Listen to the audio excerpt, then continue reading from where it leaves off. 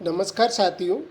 आज चर्चा का विषय होगा भारतीय संविधान में संशोधन। संविधान में संशोधन से क्या मतलब होता है, संविधान में संशोधन की क्यों ज़रूरत पड़ती है और भारतीय संविधान में संशोधन की किस प्रक्रिया को अपनाया गया है, कैसे संविधान में परिवर्तन या संशोधन किया जाता है, इस संशोधन प्रणाली की क्या कमियां हैं और अब तक भारतीय संविधान में कितने संशोधन किए जा चुके हैं आदि बिंदु पर आज अपन चर्चा करेंगे। पृष्ठभूमि: लगातार परिवर्तित होते देश एवं समाज की आवश्यकताओं के अनुरूप संविधान में भी परिवर्तन की आवश्यकता होती है।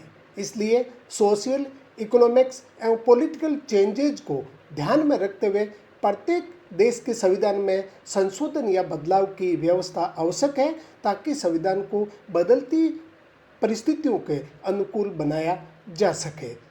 संविधान संशोधन से क्या मतलब है या इसका क्या आशय है? संविधान संशोधन किसी भी देश के लिखित संविधान के प्रावधानों में औपचारिक तरीके से परिवर्तन करने की प्रक्रिया को दर्शाता है। अर्थात जिन देशों में संविधान लिखित होता है और उस संविधान के जो उपबंध है उन उपबंध में औपचारिक तरीके मीन्स संविधान में संशोधन की जो प्रक्रिया बताई हुई है उस प्रक्रिया के अनुसार जब उपबंधों में बदलाव किया जाता है और उस निश्चित प्रक्रिया को अपनाया जाता है तो ऐसे प्रक्रिया के माध्यम से बदले हुए परिवर्तन या उपबंध आदि को संविधान संशोधन के नाम से पुकारा जाता है।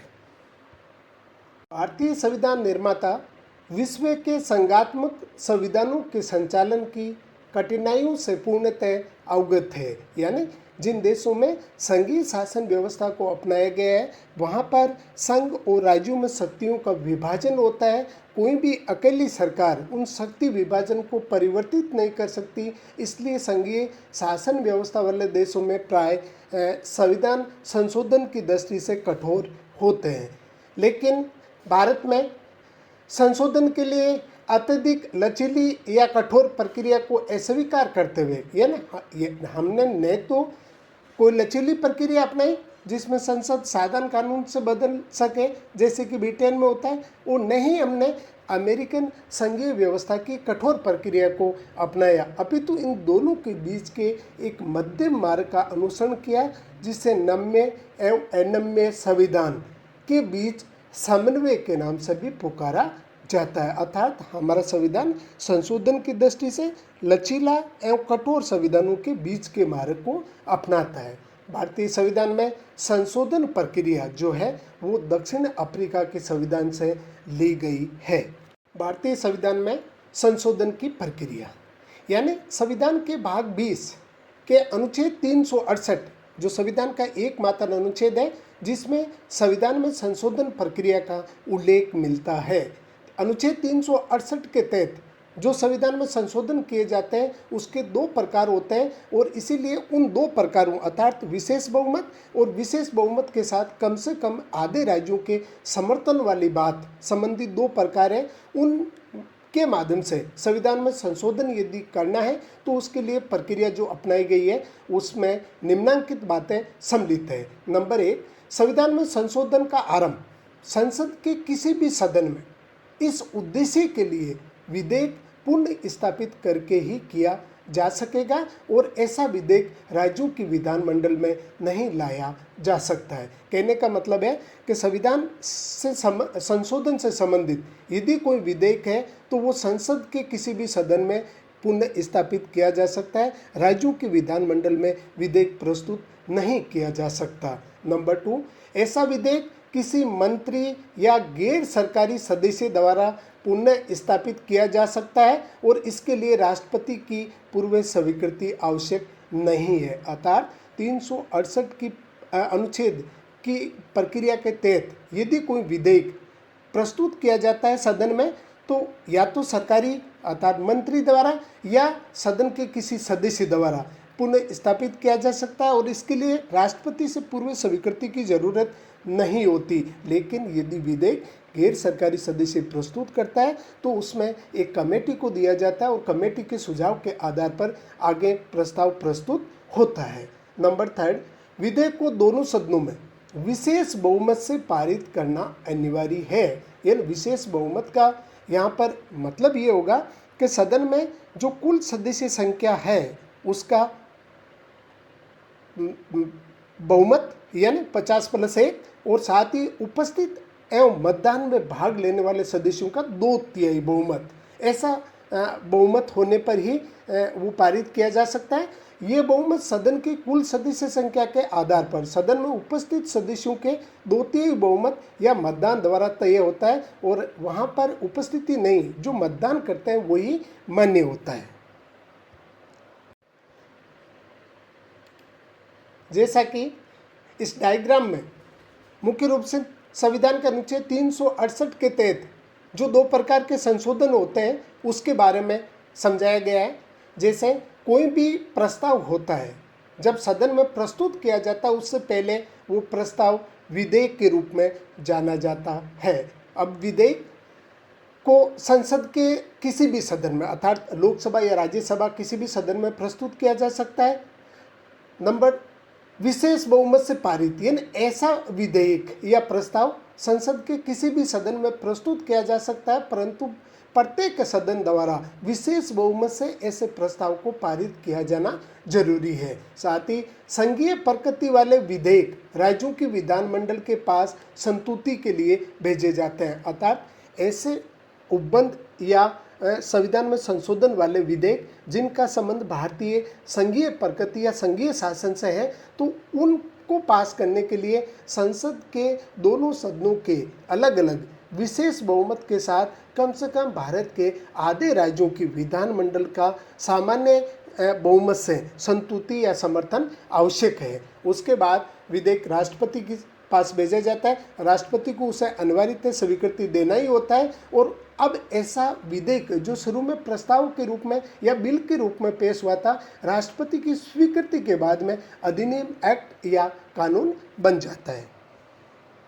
नंबर 4, संसद के प्रत्येक सदन में विधेयक को अलग अलग पारित करना जरूरी होता है। दोनों सदनों के मध्य यदि विधेयक को लेकर सहमति नहीं बन पाती तो संविधान का अनुच्छेद 368 के तहत संविधान में संशोधन की जो प्रक्रिया है उसमें संसद की संयुक्त बैठक का कोई प्रावधान नहीं है। यदि एक सदन विधेयक को पास करता है और दूसरा उसे पास नहीं करता तो ऐसा विधेयक वहीं पर खत्म हो जाता है या समाप्त हो जाता है। नंबर 5, यदि विधेयक यानी ऐसा प्रस्ताव जो संविधान की संघीय व्यवस्था से संबंध रखता हो तो उसे संसद के दोनों सदनों के विशेष बहुमत के साथ कम से कम भारत के आधे राज्यों के विधानमंडलों में सामान्य बहुमत से पारित होना जरूरी होता है। ये सामान्य बहुमत का मतलब होता है कि राज्य की विधानमंडल के अंदर जो उपस्थित सदस्य है वो मतदान के माध्यम से साधारण बहुमत अर्थात जैसे जितनी उपस्थिति है उसका 50+1।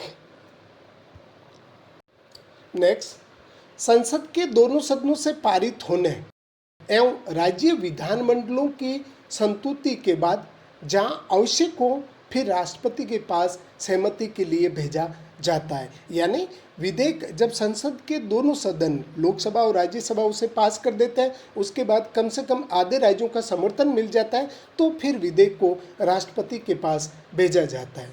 राष्ट्रपति संशोधन विधेयक पर अनिवार्यतः सहमति देंगे, यानी वो वापस पुनर्विचार के लिए भी नहीं लौटा सकते। वे न तो विधेयक को अपने पास रख सकते हैं और न ही संसद के पास पुनर्विचार के लिए भेज सकते हैं। अर्थात संविधान संशोधन संबंधी विधेयकों पर वीटो भी नहीं किया जा सकता। राष्ट्रपति की सहमति के बाद विधेयक एक अधिनियम अर्थात एक्ट या विधि बन जाता है, कानून बन जाता है और संविधान में अधिनियम की तरह इसका यानी कानून की तरह ही इसका समावेश कर लिया जाता है। संविधान में संशोधन के प्रकार। भारतीय संविधान में संशोधन प्रायः 3 प्रकार से किया जा सकता है, परंतु प्रथम प्रकार का यानी साधारण बहुमत से जो संशोधन किया जाता है वो भारतीय संविधान के भाग 20 अनुच्छेद 368 के तहत निर्धारित प्रक्रिया के अंदर नहीं आता है। संविधान संशोधन के प्रकार। नंबर 1, संसद के साधारण बहुमत से संशोधन। यानी पहले प्रकार का जो परिवर्तन है इसकी प्रक्रिया जो 368 की प्रक्रिया उससे भिन्न होती है। ऐसे विधेयक प्राय संसद के किसी भी सदन में पेश किए जा सकते हैं। संसद के प्रत्येक सदन के विशेष बहुमत नहीं अपितु उपस्थिति और मतदान करने वाले सदस्यों के साधारण बहुमत से यानी 50% से उनकी जो भी संख्या उपस्थित होती है उसके 50 से अधिक के माध्यम से संशोधन किया जा सकता है। ऐसे प्रस्ताव को फिर राष्ट्रपति के पास भेजा जा सकता है और राष्ट्रपति इसे एक बार पुनर्विचार के लिए भी लौटा सकता है। और यदि दोनों सदनों के अंदर इस ऐसे मुद्दे पर मतभेद होता है तो संविधान के अनुच्छेद 108 के तहत राष्ट्रपति संसद का संयुक्त अधिवेशन बुला सकता है। संयुक्त अधिवेशन में विधेयक का फैसला बहुमत से होता है और लोकसभा की सदस्य संख्या राज्यसभा से अधिक होती है, अतः जैसा लोकसभा चाहती है वैसा ही बहुमत से प्रस्ताव पास हो जाता है। राष्ट्रपति ऐसे विधेयक को सदन को एक बार पुनर्विचार के लिए भी लौटा सकता है, लेकिन उसे दूसरी बार अनिवार्यतः यानी संसद जब दूसरी बार उसे पास करके राष्ट्रपति को भेजती है तो उसे अनिवार्यतः स्वीकृति देना ही होता है। नंबर 2, संसद के विशेष बहुमत द्वारा संशोधन। संसद के विशेष बहुमत द्वारा एवं आधे राज्यों की विधानमंडलों की संतुति के उपरांत संशोधन। इन प्रकार में नंबर 2 और 3 की प्रक्रिया जो होती है वो अपन ने पूर्व में पढ़ी थी, और नंबर 1 साधारण बहुमत की प्रक्रिया जो मैंने अभी आपको बताई है। इस प्रकार भारतीय संविधान में 3 प्रकार से संशोधन किया जा सकता है, लेकिन अनुच्छेद 368 के तहत संशोधन के 2 ही प्रकार 2 और 3 है, 1 को उसमें सम्मिलित नहीं किया जाता है। संसद के साधारण बहुमत द्वारा संशोधन। संविधान के अनेक उपबंध संसद के दोनों सदनों द्वारा साधारण बहुमत से यानी उपस्थिति एवं मतदान में भाग लेने वाले सदस्यों के आधे से अधिक की सहमति। साधारण बहुमत का यही मतलब होता है, मान लिया जाए सदन के अंदर कुल सदस्य संख्या मान लिया जाए राज्यसभा की 245 है और उस दिन राज्यसभा के अंदर 150 सदस्य उपस्थित है और ऐसे में 50% यानी 75 + 1 76 सदस्यों के उसके पक्ष में मतदान देने से ऐसा संशोधन पास मान लिया जाता है, तो संशोधित किए जा सकते हैं। ये व्यवस्थाएं अनुच्छेद 368 की सीमा से बाहर है, अर्थात संविधान का वह अनुच्छेद जिसमें संशोधन प्रक्रिया का उल्लेख है उसमें संसद के साधारण बहुमत द्वारा किए जाने वाले संशोधनों को शामिल नहीं किया जाता है।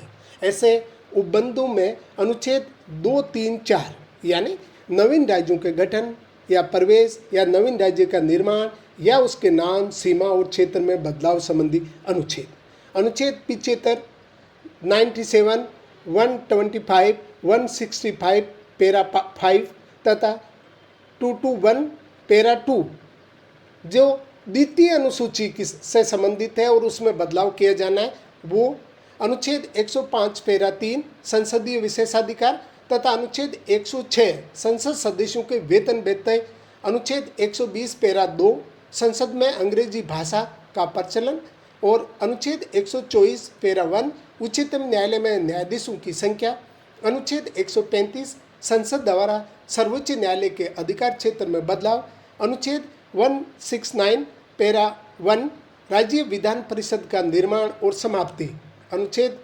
239 संघ राज्यों के लिए मंत्री परिषद का गठन, साथ ही कुछ अन्य उपबंधों में यथा 5वीं और 6ठी अनुसूची, राजभाषा, निर्वाचन तथा नागरिकता के संबंध में बदलाव संसद साधारण बहुमत से कर सकती है। संसद के विशेष बहुमत द्वारा संशोधन। संविधान के ज़्यादातर उपबंधों का संशोधन संसद के विशेष बहुमत से किया जाता है। विशेष बहुमत से मतलब है प्रत्येक सदन के कुल सदस्यों का बहुमत और उपस्थिति एवं मतदान करने वाले सदस्यों के 2/3 बहुमत।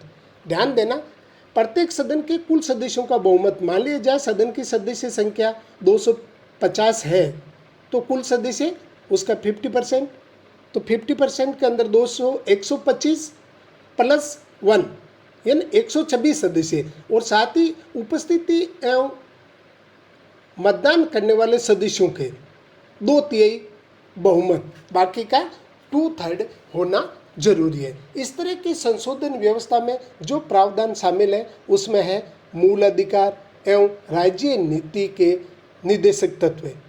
वे सभी अन्य वो सभी उपबंध जो प्रथम और तृतीय प्रकार के संशोधन की श्रेणी में नहीं आते हैं। थर्ड, संसद के विशेष बहुमत एवं राज्यों की स्वीकृति द्वारा संशोधन। ऐसे विषय जो देश के संघीय ढांचे से संबंधित हो, उनमें बदलाव करने के लिए एक जटिल या कठोर प्रक्रिया अपनाई गई है। इसके लिए संसद के विशेष बहुमत के साथ भारत के कम से कम आधे राज्यों की, यानी वर्तमान में 28 राज्य हैं, तो आधे राज्य यानी 14 राज्यों की विधानमंडलों से साधारण बहुमत से स्वीकृति लेना जरूरी होता है। संशोधन के इस तीसरे प्रकार के जो तरीका है, उसमें जो विषय आते हैं, राष्ट्रपति की निर्वाचन एवं निर्वाचन प्रक्रिया अनुच्छेद 54 एवं 55, संघ तथा राज्य कार्यकारिणी की शक्तियों का विस्तार अनुच्छेद 73 एवं अनुच्छेद 162, भाग 5 का अध्याय 4 जिसमें संघ की न्यायपालिका का उल्लेख है, भाग 6 अध्याय 5 राज्य के उच्च न्यायालय, अनुच्छेद 241 में संघ राज्यों के लिए हाईकोर्ट की जो व्यवस्था है, भाग 11 अध्याय 1 संघ एवं राज्यों के बीच में जो विधायी संबंध है, अनुसूची 4 जिसमें राज्यसभा में राज्यों का प्रतिनिधित्व सुनिश्चित किया जाता है, अनुसूची 7 जिसके अंदर संघ और राज्यों के अंदर जो शक्ति विभाजन के लिए 3 सूचियां हैं, संघ सूची, राज्य सूची और समवर्ती सूची, उसमें कोई बदलाव करना हो, या संविधान का अनुच्छेद स्वयं 368 जिसमें संशोधन प्रक्रिया का उल्लेख है, यदि इसमें भी किसी भी प्रकार का बदलाव करना हो तो इस प्रक्रिया को फॉलो किया जाना जरूरी है। संविधान में जिस संशोधन प्रक्रिया को अपनाया गया है, आलोचक उसकी अनेक आधारों पर आलोचना करते हैं, जिसमें नंबर 1, संविधान संशोधन के लिए किसी विशेष निकाय का उपबंध न होना। यानी आलोचक ये मानते हैं कि संविधान संशोधन के लिए भारतीय संविधान में कोई विशेष निकाय, जैसे अमेरिका के अंदर संवैधानिक सभा है या संवैधानिक परिषद है, ऐसा भारत में कोई उपबंध नहीं है। संसद को संविधान में परिवर्तन की व्यापक शक्ति दी है और कुछ मामलों में राज्य विधानमंडल को भी। सेकेंड, संविधान संशोधन की शक्ति का संसद में निहित होना, यानी संविधान संशोधन की शक्ति संसद में निहित है। इस तरह अमेरिका के विपरीत राज्य विधानमंडल राज्य विधान परिषद के निर्माण और समाप्ति के यानी 169 जो अनुच्छेद है, इसके अलावा कोई विधेयक या संविधान संशोधन का प्रस्ताव नहीं ला सकते। यहाँ भी संसद इसे पारित करती है नहीं करती है, इस पर कोई कार्रवाई नहीं कर सकती है। राज्य विधानमंडलों के पास में शक्तियाँ शून्य है। थर्ड, संविधान के विस्तृत भाग को अकेले संसद ही बदल सकती है, यानी संविधान के बहुत बड़े भाग को संसद विशेष बहुमत या साधारण बहुमत द्वारा बदल सकती है। कुछ ही मामलों में राज्य विधानमंडलों की संतुष्टि की आवश्यकता होती है, वह भी उनमें से आधे की, जबकि अमेरिका और अन्य संघीय व्यवस्था में 3/4 राज्यों का अनुमोदन होना आवश्यक है। नंबर 4, संविधान संशोधन में राज्यों की स्वीकृति की समय सीमा का न होना, यानी संघीय प्रकृति वाले संविधान संशोधन जो होते हैं वो राज्यों को भेजे जाते हैं और राज्यों की स्वीकृति की कोई समय सीमा नहीं है कि वो मंजूरी देंगे या विरोध करेंगे, उसकी क्या सीमा होगी। इस मुद्दे पर संविधान मौन है और अपनी संतुष्टि के बाद क्या राज्य इसे वापस भी ले सकते हैं, इसके बारे में भी संविधान कुछ नहीं बोलता है। नंबर 5, संसद के दोनों सदनों में गतिरोध होने पर संयुक्त बैठक का कोई प्रावधान नहीं है, यानी संविधान संशोधन अधिनियम के संदर्भ में यदि दोनों सदन अर्थात लोकसभा और राज्यसभा में किसी भी प्रकार का मतभेद हो जाता है तो कोई संयुक्त बैठक नहीं होती। दूसरी तरफ जहाँ साधारण बहुमत वाले विधेयक होते हैं वहाँ संयुक्त बैठक आहूत की जा सकती है। अंतिम, संशोधन प्रक्रिया से संबद्ध व्यवस्था बहुत ही अपर्याप्त है। आलोचकों का यह भी मानना है कि संशोधन प्रक्रिया से जो संबंधित प्रक्रिया है वो अपर्याप्त है, अतः इसे न्यायपालिका को संदर्भित करने के व्यापक अवसर मिल जाते हैं और बार बार व्यवस्थापिका के कार्य में न्यायिक व्यवधान पैदा हो जाता है। फिर भी उपयुक्त कमियों के बावजूद ये नकारा नहीं जा सकता कि संविधान की संशोधन प्रक्रिया साधारण एवं सरल है और परिस्थिति एवं आवश्यकताओं के अनुरूप है। संविधान संशोधन की प्रक्रिया को ने तो इतना सरल बनाया है कि रूलिंग पार्टी अपनी इच्छा अनुसार इसे बदल दे और नहीं इतना कठोर बनाया कि बदलती सोशल इकोनॉमिक एवं पॉलिटिकल चेंजेज यानी परिवर्तन के अनुसार इसे बदला न जा सके। वस्तुतः हमारा संविधान संशोधन की दृष्टि से एक सुंदर मध्यम मार्ग को अपनाता है और एक प्रकार का संतुलन स्थापित करता है। इसी आधार पर ब्रिटिश संविधान वेता ग्रेनविल ऑस्टिन ने यह कहा है कि भारतीय संविधान में संशोधन के भाग को सर्वाधिक स्वीकार्य भाग के रूप में माना जाता है। इस प्रकार भारतीय संविधान में संशोधन प्रक्रिया पर विस्तार से विचार किया गया। इस व्याख्यान को लेकर यदि आपको किसी भी प्रकार का कोई प्रश्न करना हो तो कमेंट बॉक्स में निसंदेह प्रश्न कीजिए, हम उसका उत्तर देने का प्रयास करेंगे। जय हिंद, जय भारत, थैंक यू।